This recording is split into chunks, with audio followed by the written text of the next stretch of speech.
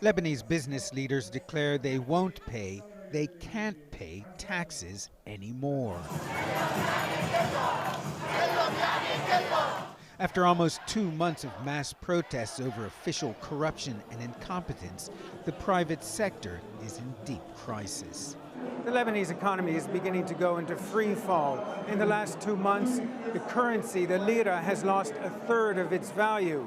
And last week, the caretaker labor minister received requests from 60 companies to dismiss their entire staffs.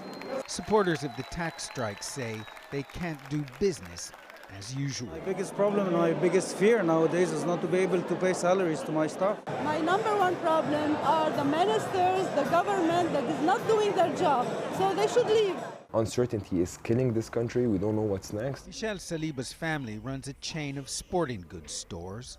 With banks severely restricting access to dollars, importing goods is nearly impossible. We let go all new recently joined staff members which are joined for less than 3 months. We basically let them all go. How many? Around 25 to 30.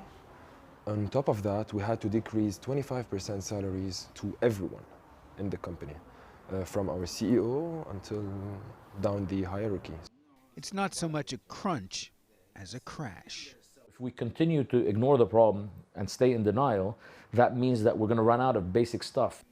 Financial analyst Dan Uzzi says Lebanon needs to learn to live within its means. It currently imports almost everything, from food and medicine to high-end items, and produces very little.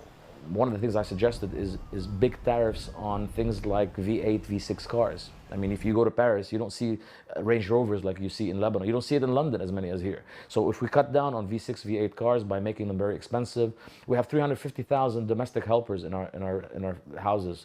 I mean, you know, how about we start doing our own dishes? Some are already starting to leave. At the Philippine Embassy in Beirut, hundreds of domestic workers are applying for government-financed flights home.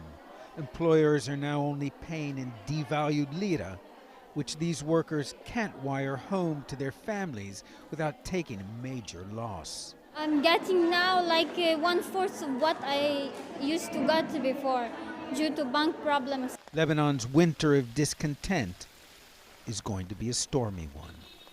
Ben Wiedemann, CNN, Beirut.